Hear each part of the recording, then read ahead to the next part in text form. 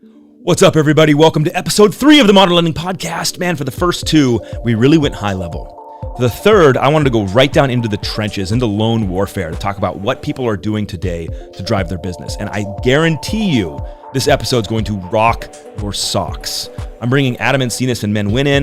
They're going to talk about how they have leveraged Facebook Live and social media to build tremendous customer influence. Right in the beginning, we're going to go into their results. It's going to blow your mind, and it's hopefully going to enlighten you into new ways to pursue consumers, new ways to originate loans, new ways to educate and delight our customers. So here we go. And remember, if this stuff brings you any value, come on, subscribe, like, share, spread the love.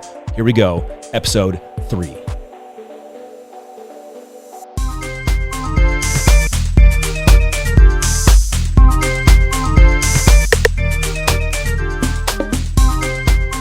What's up, everybody? Here we are, back episode 3 of the Modern Lending Podcast. Now we're going to get real today. Real today. I'm pumped because if you guys have listened to episode 0, 1, and 2, we hit with John Bianchi, talked really high level. I had a chance to sit down and talk with my dad, which is was really cool and intimate in the last episode. But now, man, I want to come out of the clouds and into the street. And so I'm really excited because with me are Adam Encinas and Minh Nguyen. Minh Nguyen's the best name in the world, by the way. It rhymes. It makes me happy every time I say it. And these guys are doing some incredible stuff. And I want to get their history and I want to let them kind of share their background. But first, I want to share what they're doing right now and the results they're getting right now. And because it blew my mind. I mean, really, when I got Adam, we've known each other for a long time. And when I finally saw what you were doing and got zoomed in, I was like, oh my gosh, I need to pick my game up. It was incredibly inspiring. And so I just want to break it down for a second, let these guys share. These guys pivoted their business a few years ago, and they'll break it down in a second. But now they are social media, advisors, educators, contributors. And so you guys run a social media channel on Facebook, and it's called What's a Mortgage? So everyone right now is Googling it immediately. But so how many followers do you have on What's a Mortgage? So right now, What's a Mortgage on Facebook, there's about 25,000 followers. 25,000. Yeah. And Instagram? We're going to hit 11,000 this week. That's big, dude. That's big. That's congrats. That's huge. I have 1,000. So I'm really working hard. And YouTube, just 1,000 subscribers. Yeah. We just started YouTube and Instagram 2019. Yeah. 2019, you started Instagram and YouTube, and you're already at 11,000 and almost 1,000. Okay, so that people are already going, okay, that's incredible. They obviously bought them from the Philippines and cheated. But no, because if you did that, you wouldn't have results. Right. So let's talk about the results. Let's. You've been running this for how many years have you run the program, the show? We started in 2017. Okay, so you got some length on it. And what are the results? Like how many leads are you getting a month? Right now, it's ranging anywhere between 300 and 500. 300 and 500 leads a month. A month. How many views per episode? Because you're going live every day. We'll talk about this in a minute. You're going live every day. How many views? It depends on the topic, but if it's a topic that's very interesting to everybody, it's about 3,500, 4,000. If it's a topic that's not as popular, about 2,500. So 2,500 to 3,500 views. What's your most watched video? Do you have a most watched video? Yeah, that's the verification of employment video, and that one is at 2.8 million views. Yeah. Oh my gosh. And we'll talk about paid advertising versus organic and all that stuff and let these guys unpack this. But 2.8 million views, 35 to 2,500 views a day on the live streams. And how long does the live go for? About 30, 45 minutes. 40. That's incredible. And then the kicker, what I want everyone to hear, and then we're going to start breaking this down, is how many closed transactions, approximately, in 2019 did you give to your real estate partners?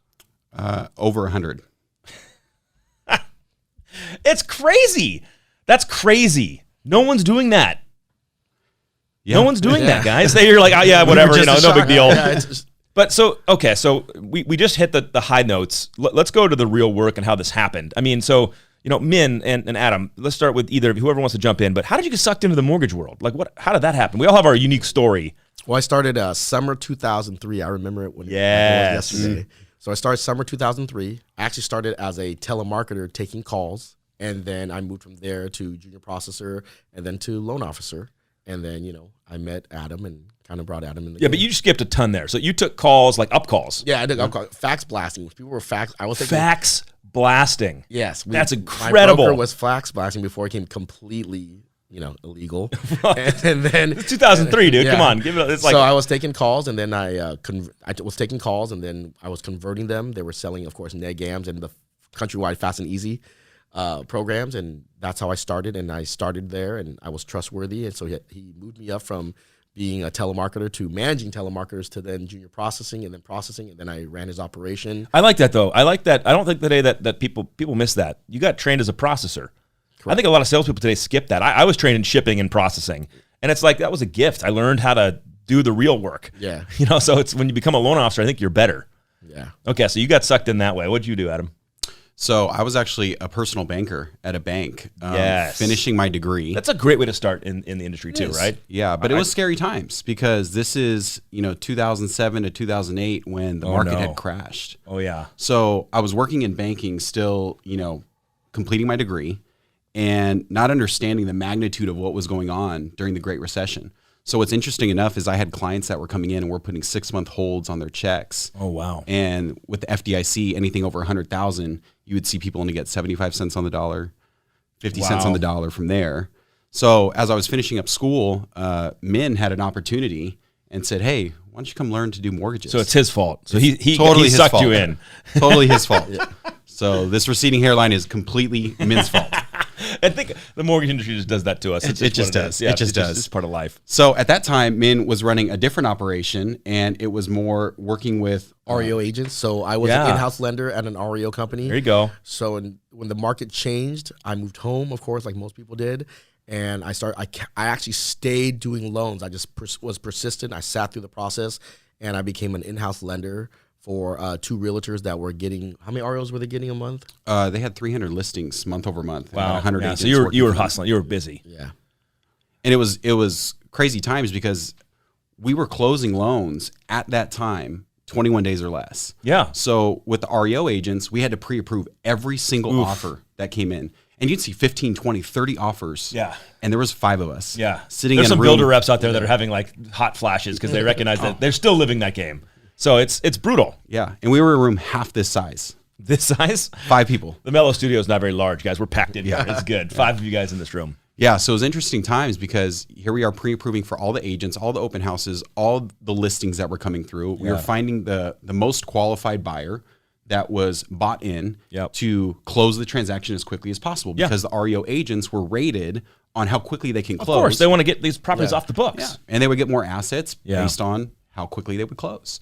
So that's where we came in and pre-approved all the clients, found the most qualified one. They'd send it to the asset manager, get the offer in escrow. We'd close it, on to the next. So you're like a lot of us. You worked you earned your stripes working with real estate professionals managed to survive through the crisis like a lot of people did, which is incredibly cool. Because now, we're getting new kids into the world that have never experienced the crisis. And it's fascinating, right? Because there was a definite mentality you had to have to survive those times. Mm-hmm. Yeah, we call those the Johnny Come Lately. And they're doing awesome, and they're learning from everybody, and they're incredible. We love it. Okay, so you're doing traditional business, what I call traditional business, and I think, Minh, you said you had like an epiphany. You wanted to kind of be in more control. Correct. Right? Because in a referral-based environment, and a lot of us and little listeners are in referral-based environments. Like I am dependent on my professional partners to send me customers. Correct. And so we've all kind of grew up in that world. And you decided in early what year was it?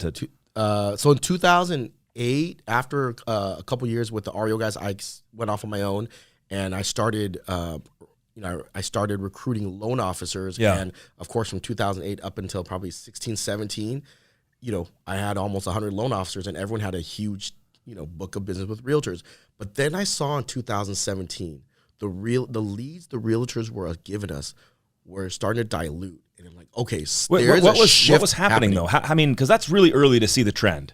A lot of people are just seeing the trend now, which is, hey, the business I'm getting from my referral partners, the quality's less, or the customer's already pre-qualified somewhere else, and they're coming in. How'd you see this? The cost of Zillow partnerships started increasing, and the quality of the leads started diluting because more and more of these online companies start popping up out of the woodworks. Yeah. So when you partner with someone on Zillow, now you're seeing the cost per lead get more and more expensive because now they're not getting as many leads, and the ones they are getting became more and more expensive. So that really shocked me. Like, okay, something's about to happen. Yeah. Like, okay, what do I do? Do I hire account execs to meet more realtors for me? Do I need more realtors? Yeah, scale or up more that, loan scale officers? up. Yep. And the more realtors and loan officers, that's more and more upfront cost for me, right? Sure. Yeah. And then, so we're like, you know what? Let's find a way to get the consumers first. So we started doing buyer seminars for realtors, but we weren't getting enough people. And then, yeah, it's hard when you do the face-to-face. I mean, there's a lot of loan officers today that are doing really amazing things with consumer education, events, like local events, at their churches, at their charities, with the board, all that stuff. But you were looking to touch more people than that. Because after you would talk to all these people at these seminars, they would go because they only met you that one time. Yeah. So we started doing, let's do it on the internet. Whatever we're teaching at seminars, let's teach it on the internet. And if we taught it more than once, because you can't squeeze a buyer seminar, you're trying to convince someone to spend hundreds of thousands of dollars into 45 minutes. Yeah. Like, how do I get to talk to these people on a more day-to-day basis? I know this. I know I'm not tall, skinny, tall, wide, but I know if they're on YouTube now, they're like, wait a minute. If they're listening to the podcast, they're like, oh no, I got to see this. Yeah. So I know for sure that I'm a likable guy. As long as they get to know me for a little bit, I'm a likable guy. So how do I make sure they see me more consistently and let them trust me and fall in love with me? Then I can turn the tides. Because it doesn't build a relationship. Correct. Yeah, you can build a relationship. So in 2017, you started going online. Correct. And what'd you do? I went online. I went online and I would go live. I would do some videos. We had this thing on the weekend called weekend warrior tips for open houses, right? So nice. Like what you need to know if you're going to go look at open houses. So we tried that method first. We tried going live. We tried other videos. We tried talking about more about real estate, more about loans. It was just a mixture of trial and error. And Andrew, who is one of my partners, actually passed away last year. God rest his soul. But he would really pivot. Okay, this was working, man. This wasn't working, man. So hold on, we got to unpack this because everyone out there's listening is like, they heard the results. They're like, okay, man, these guys are running a daily show to educate consumers. They're getting 3,500 views a day, 40 plus comments, a day, and then they're getting 300 to 500 leads a month of people that are like, I need information, I'm ready to apply. And then you go back in time to this early stages, and you nailed the theme, which was I got to get into digital relationships with people. But then what I want everyone to hear and everyone to pay attention to as Minh continues to break this down and Adam jumps in, you weren't afraid to fail.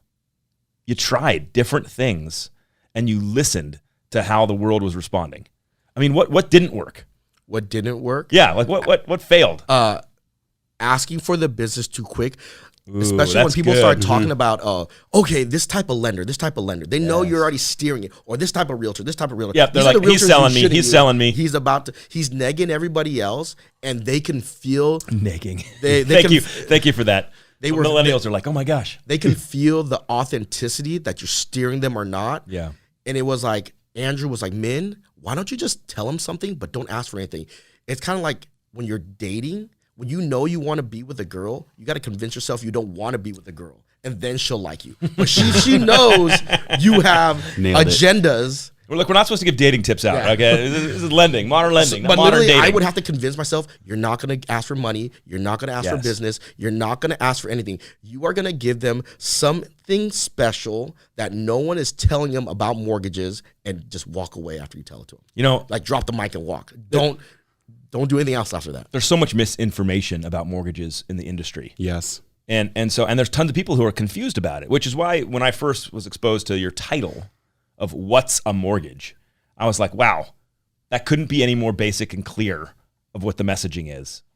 And so did you have that name out of the hat? I mean, was that what you went with day one? No, it was like Win with Minh, all these other names. Win with Minh, yes. It was all the other names, but when we talked about it, so when you're posting something on social, and especially if someone who's never seen it before, and 50% of buyers are first-time home buyer, entry-level buyers, they don't understand what the word mortgage means, what the word escrow means. So sometimes some of our subtitles we're not causing people to watch us because it's not a subject they knew what the word meant. So what's a mortgage? So we broke down basically what a mortgage was.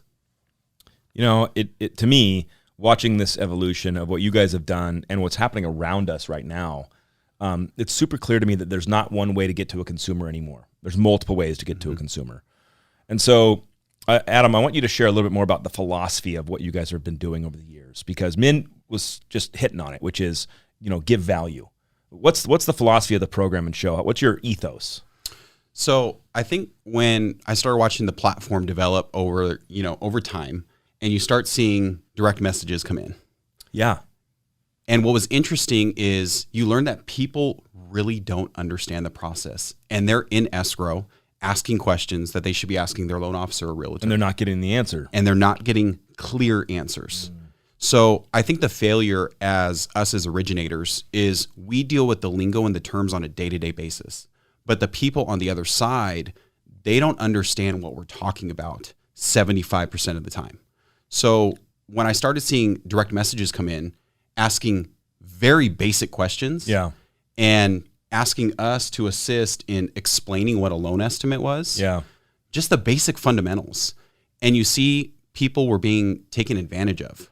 So what's a mortgage evolved from, here we want to drive in and get business, to, wait, we have an opportunity here to change the narrative in the industry. And that's really to redefine the real estate and mortgage industry by empowering the consumer through creative content and education. So it became a complete shift in, let's forget about business and let's just start educating people. And it was a long-term play, creating content with no expectations. So let's hit that long-term play. Yeah. Let's the people understand. Yeah. How long did you guys do this for before you started really hitting your stride? And even I know you guys want more. You're hungry for more. You want which I love about you guys, which is you're always trying to iterate your platform. But how long did you produce content where you got nothing? So from 2017 up until probably March or April 2018 is when we finally saw a pipe turn. So that was like a year of daily effort. Correct. Without getting anything back. Without getting nothing back. So maybe a loan. You got to fund loans. You got to originate your own business on the side. Yeah.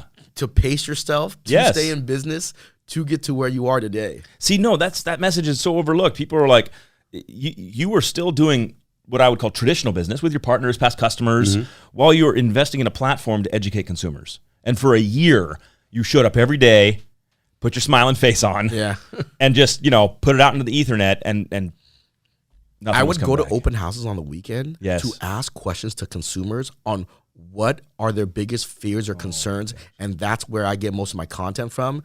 And now, of course, they reach out to me, so then I write down notes. But back then, when no one was watching us live, I remember we would go live. My wife just recently started following me. She didn't follow me for the last 2 years. Don't give up, even if your wife's not following you. And it's think not. about it, it was by the way, I don't think my wife's listened to one at nothing of mine. She's just like, I live with you. I don't need it again. My biggest fans were Adam's whole family. Because they had a pretty big family. They were the only watching, and so I wouldn't get enough content. So to research open houses on the weekend, to get the content, to teach, to barely see 19 people on, and out of the 19 people, 10 of them are people you know. Yeah. And to still go live without that insecurity, is anyone watching? Who's watching me?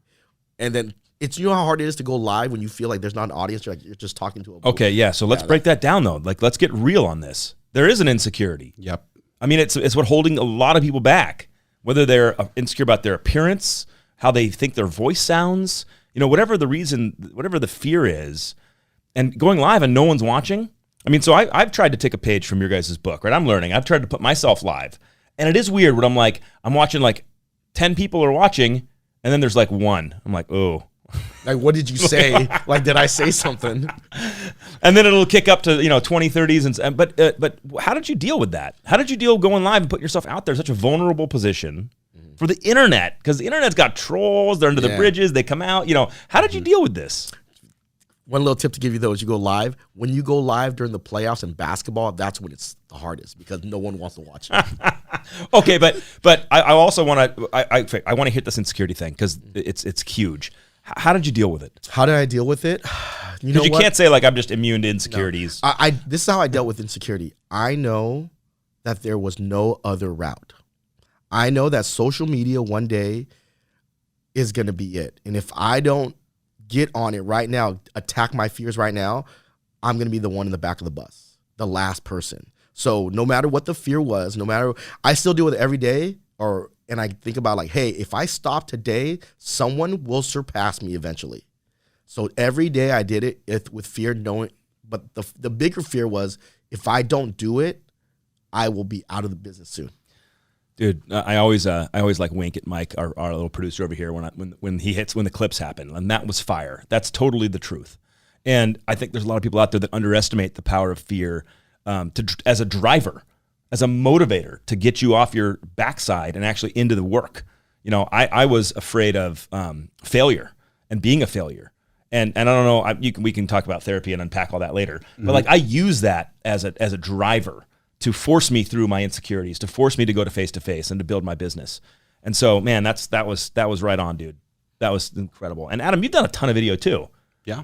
So how do you deal with it? I think it's just practice.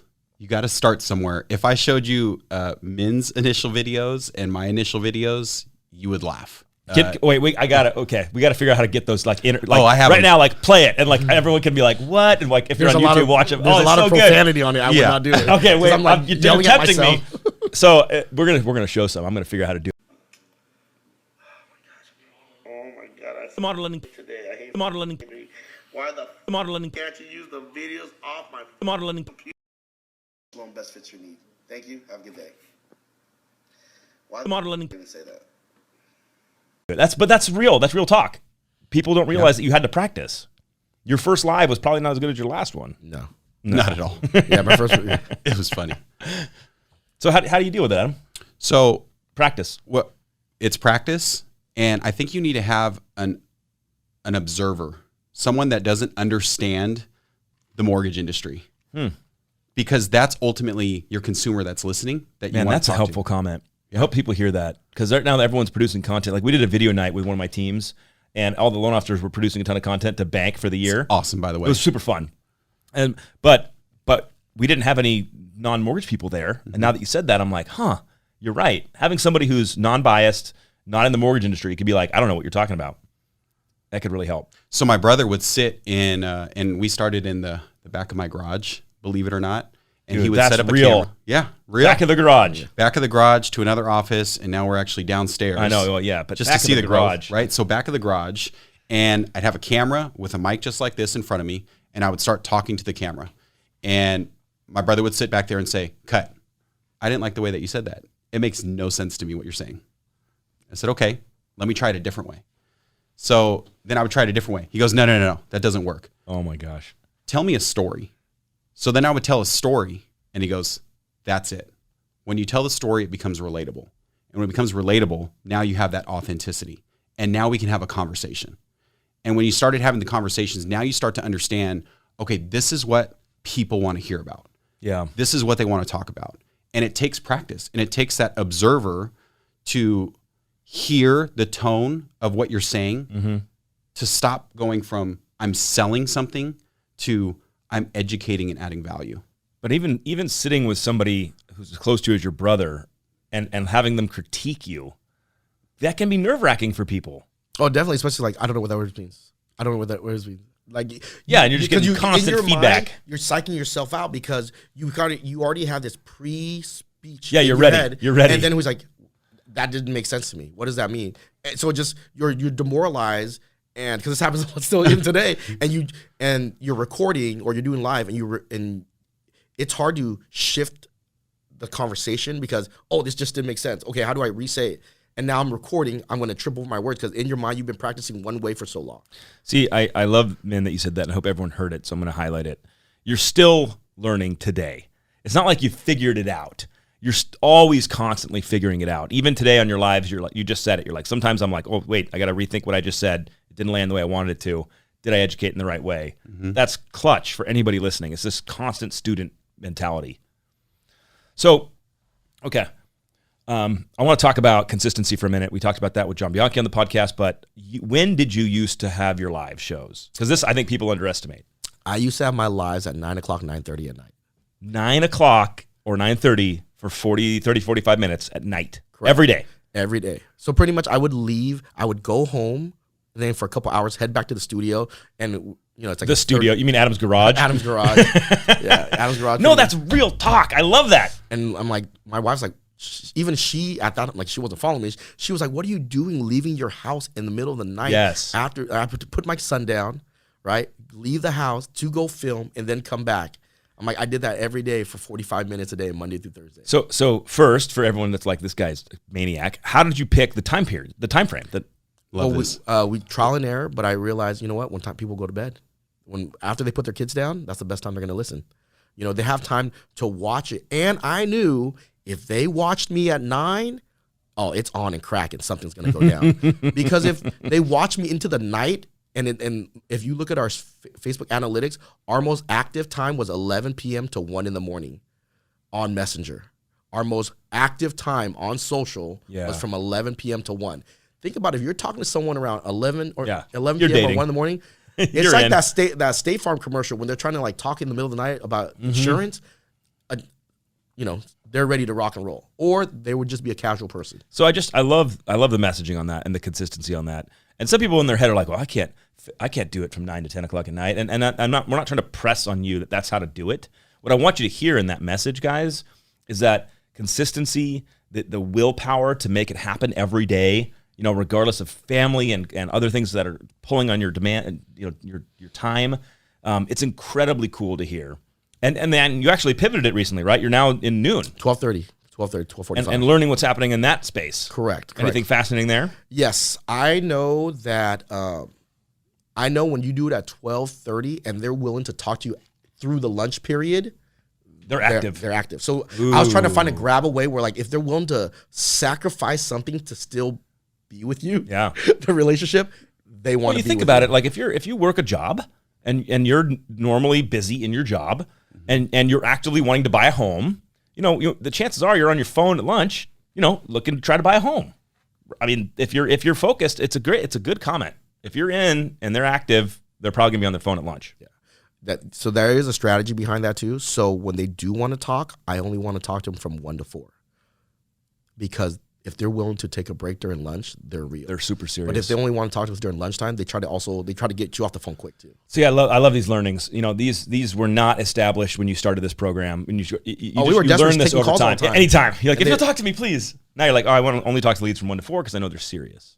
I don't want to take a break. Adam, what other learnings have you guys had over the years on this kind of program and stepping out into this space? It's really hard because you have to be bold. And I think when you talk about consistency, it's the hardest thing to do. Is every day you have that challenge. Like, do they really want to hear me talk today? Do they really want to hear me talk about this? The insecurities just chirping. What else do I have to talk about? And let's talk about content. What else do I have to talk about? Yeah. I have people who are not doing video at all and who are like, I have nothing to talk about. Let alone every day. How do you come up with what to talk about? Whiteboard sessions. Lots of whiteboard sessions. You sit there, we map out content a quarter in advance. But it wasn't always like that. It used to be days in advance, then it was a week in advance, a month, and now we're already working on second quarter content. See, I love the progression though. I hope everyone hears it. It didn't start out with like, I'm going to build a quarter of content today. It was like, what are we going to do tomorrow? And then over time, it evolved and got more, And it started with an easel, like markers. Straight up markers and easels. Markers and drawings. Social media guys about easels and markers. Oh yeah. And also, like, so we have our content pre set for us that we build out, and then if current event stuff hits, you can pivot. We pivot, yes. Yeah, for sure.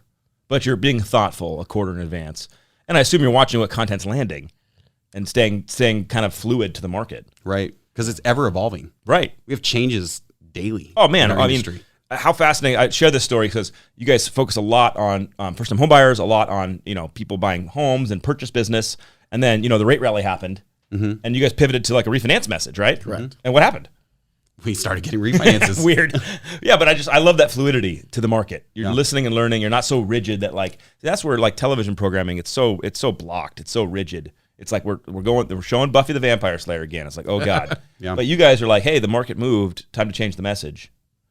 And so I would love for you guys to share even more about what your content strategy is and go a little deeper to help people who are brand new to this topic of content strategy.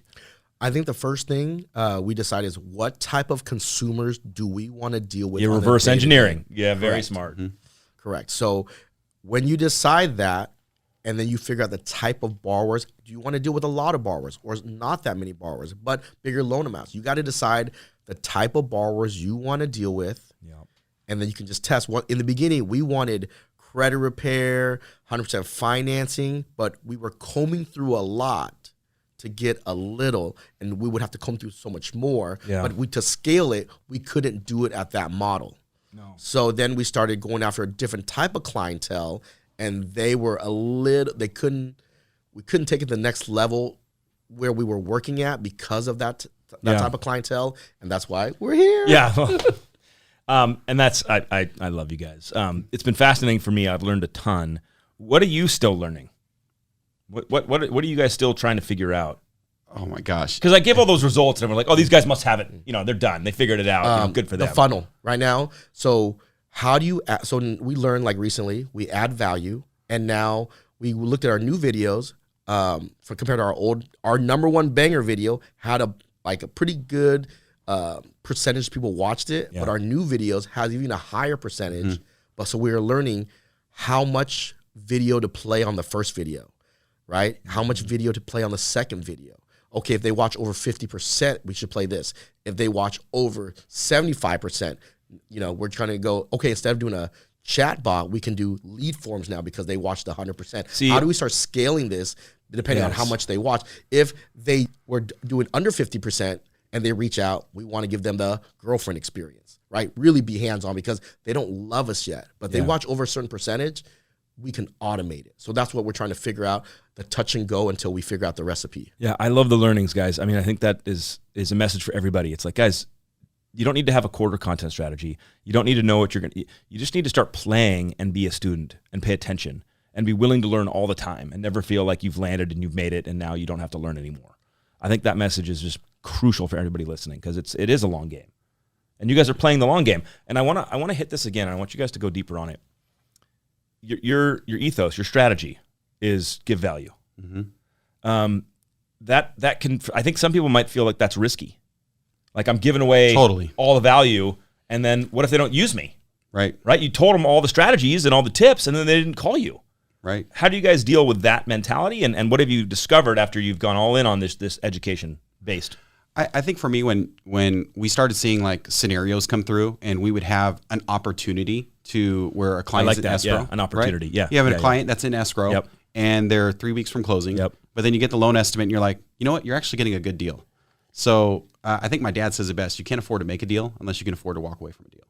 So in these scenarios, you have a loan officer with a family behind the scenes, so you have to have a little bit of empathy and understand that they worked probably really hard for that client. And that client has a relationship with them, and you don't want to jeopardize that for your own bottom line. It's very difficult to do, though. No, I want to unpack this more because people are very cutthroat in our industry. Correct. And you're saying I want everyone to hear this. You're doing your work. You're putting out content. You're educating people, and then inevitably people come to you that have a loan in progress. With an LE.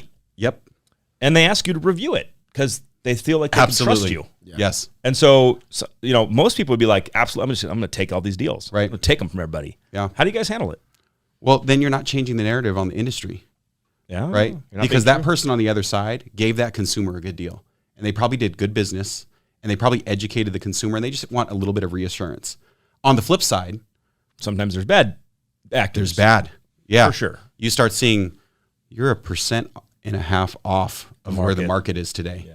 And it's just because you don't understand or know, and the person on the other side is trying to maximize their bottom line at the expense of you paying an extra $300 a month. Minh, you talk a lot about that in a lot of the content you do, which is just bringing transparency back. Right. And so, kind of pivoting on Adam's comment, how many LEs do you think you guys review a month? Dude, we just reviewed like 3 this week. 3 this week? Yeah. If they're deep in escrow, we tell them, hey, this is what they should offer you. So ask for this, and then if they know, tell them you're talking to another loan officer, and then give them our information. Yeah, you're trying to educate them.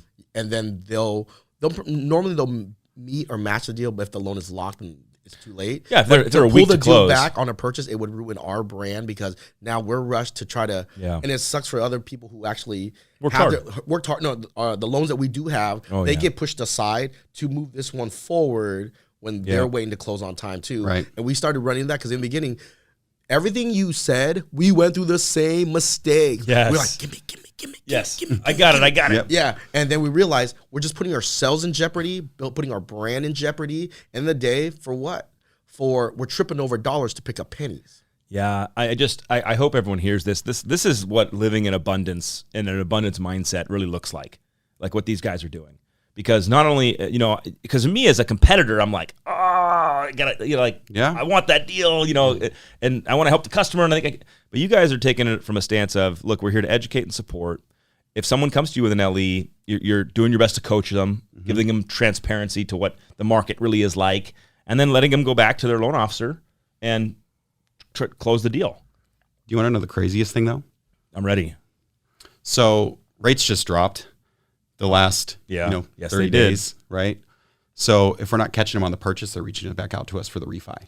Okay, so I will hit that point. Man, even when I was originating, when I would get a competitive deal and someone would come in with an offer and they were down the line in escrow, sometimes the best thing you can do as a professional is give them reassurance. This is a great deal. Maybe shave that off, but this is a good deal. You should take this deal. I got more referrals from those customers over time because I'd still put them in my database. I'd still talk to them like they were one of my past customers because I served them. Man, that is the truth. That has always been the truth. Yeah. I hope everyone hears that because that's incredible. It's not just about cutthroat in the industry. It's about serving and changing the narrative. Right. So we've got a little bit of time left, and I think we want to spend another 10, 15 minutes on this topic because I think it'll be helpful. And I ask everybody to kind of unpack this for people. If you're mentoring an originator today in the industry who, let's say they came in post-crisis or they lived through the crisis and they're a little traditional still, and they're looking at this change and they're looking at social media and they hear your numbers and they're like, I'm getting left behind. I could never do that. How could I ever put a show on? I can't do any of this stuff. Let's give some advice, some feedback to these people. Or unless you want to go somewhere else, man. You want to go first? Oh, okay. You go ahead and go first. So, a lot of loan officers are reaching out. The first thing they ask me is, what camera do you use? What editing do you use? Ooh, I love this. Yes, they do. So they're seeing you. I was going to go there. Industry professionals are seeing you, of course. Correct. And so they're asking you fundamentals of like cameras and microphones. Correct. So what I tell them is this. So because of what they said, and to also kind of, well, you have a team of people. Well, I had a team of people. I had to sacrifice a lot. And I was in a garage, down by the river, and whatever I did fund, right, to pay my bills on the extra money was to support these people. Yes. So it's like I earned my stripes to have people do stuff for me. But even now, when I go live on Instagram Tuesday, Thursdays at 12:30, plug, right? I only use my phone. When I shoot a lot of our daily content now, I call it our off one topics. I only use my phone to videotape. I plug a little microphone under here, and that's it. I don't use to show the other loan officers who are watching me. You don't need all this fancy gear. You just need a phone, and you just need to just do it. So before it was like, okay, you need this, and when you do that, you start overthinking. Yes. It's kind of you ever it's like you're next in line to sing karaoke. And right before you sing, you're like rehearsing the song, or you're psyching yourself out, and now you don't want to go on stage. So when you start getting camera equipment, editing tools, all these things, okay, when the sun hits here, then it'll be perfect. When this will be perfect. So true. Just go on camera and do it. Sometimes there's blurriness in my pictures. Oh yeah. But the message that is delivered. One video I just did recently, right, was I talked about loan officers' compensation. That's no subject. That's not a subject any loan officer wants to talk about. It was this blurry background, but because I told this person, I sent the message out. Someone reached out to us, changed lenders because his lender or her lender wouldn't tell her what their compensation was, and we talked about it. And I even said right on the message, I know. This is my compensation. And she's like, wow, and then she reached out to us, but the background was horrible. Yeah, it didn't but matter. You just got to do it. So I gotta hit that point again. I want everyone to hear it, man. It's so true. Showing up is more important, and showing up with authenticity is more important than having a mass-produced, full production team behind you, hammering out this content. I think we're so over-marketed to, as humans, over-marketed to, that we're just like craving fresh air. And sometimes a guy on his phone, I've even seen you with your kids in the background. Yeah. Like just a real human being spitting truth. Goes so much deeper sometimes than just the produced stuff. So you're just like, hey, just put the phone and start filming. So this holiday 2019, I just swapped back to phone. I only when I go live, but when I did even my pre-recorded stuff that we edit and my Instagram live, I only use my phone now because, like you said, we get marketed so much that when it doesn't look like it's a professional film, people are actually gonna, especially when you do so many videos, it's so hard to come up with a new hook. Yeah, it's white noise. If the video doesn't look professional, then it gives you a couple extra seconds to win them over. I love it. But when you do that, hey guys, have you heard the top 10 things? Oh, there's an ad. Yeah. This is an ad. Swipe. Yeah. And can I say one more thing? Yeah.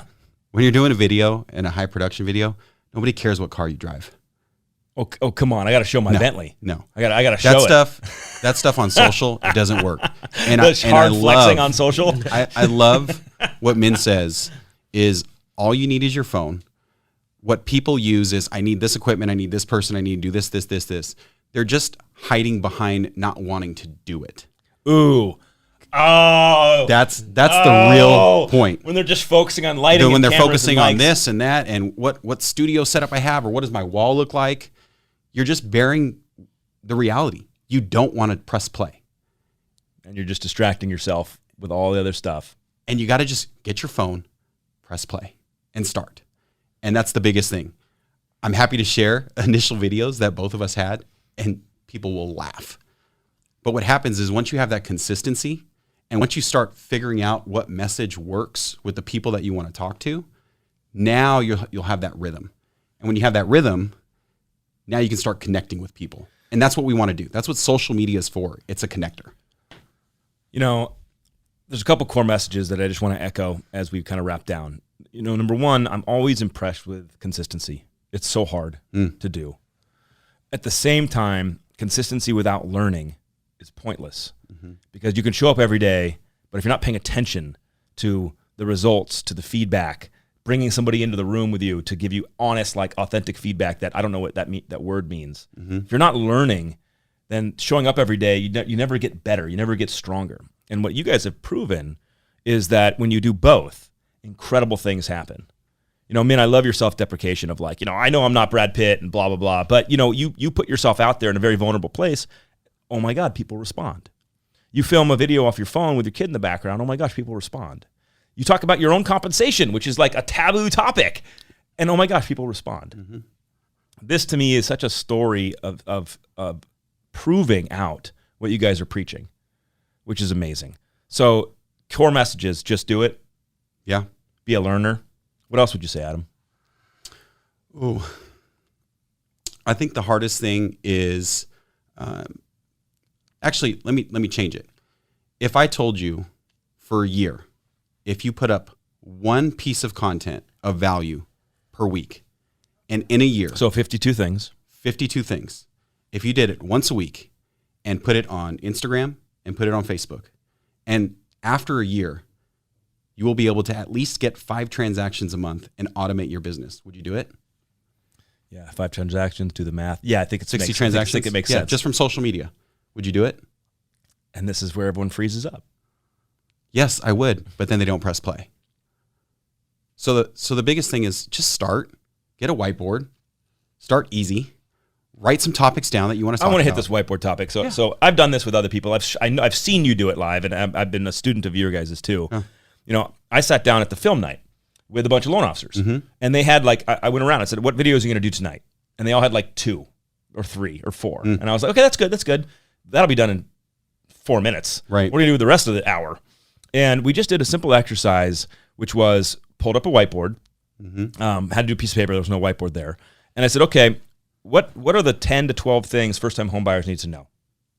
That was all I asked. And immediately everyone started spitting off, you know, how much down do I need? What's PITI? What are fees and rates going to be? You know, what determines the APR? What is an APR? And we just bang.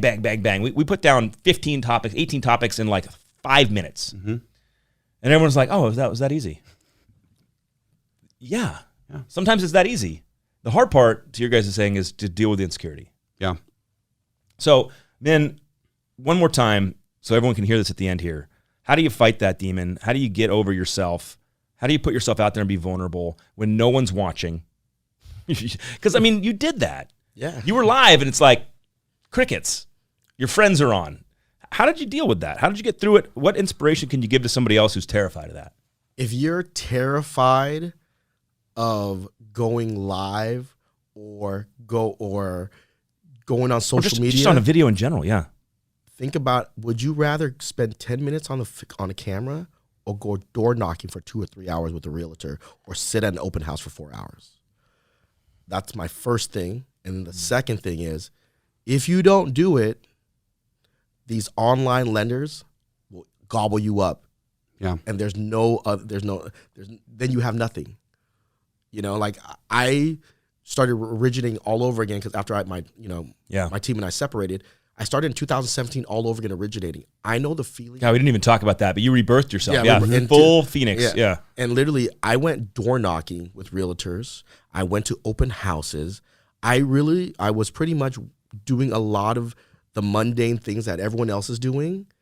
But what I got out of it was so little. And as soon as I even got it, I was just competing against another lender who had a better deal because I didn't bring value. Yeah. So to get value, you have to give value. And that was my big thing. That's another golden nugget. How has that played out?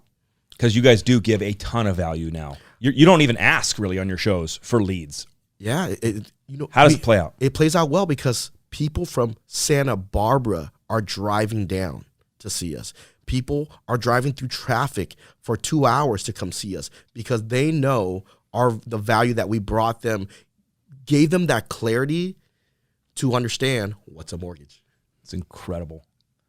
I got one tip for anyone who's trying. I'm in. I was about to close, but you can tip it up. So one tip, if you are afraid or there's something holding you back, the best way to start talking and start talking about mortgages, have someone interview you and ask you the questions. So when you're not looking directly at the camera, or you have them stand behind the camera and have them interview you and ask you questions. That's a killer tip. And that right there will build your momentum to getting over the fear of going live or doing any recording. That's a killer tip. That's good. If someone doesn't stay to the end, they're going to miss the actual gold money. So, Adam, Minh, thank you guys. You're clearly tip of the spear, leading our industry into a new way to originate by building direct-to-consumer influence at scale through creative content and through education. And I hope that everyone hears this, understands that there are 1,000 ways to meet customers, but if you're not meeting them online at the top of the sales cycle, you're putting the future of your career in jeopardy. Because if you're not building brand and influence with customers directly, then they're doing it with somebody else. Likely What's a Mortgage. So I'd get there. All right, guys, we're going to close down for today. Thanks, everybody, for listening and tuning in. Remember, please subscribe and share. Spread the love. Take care, everybody. We're out.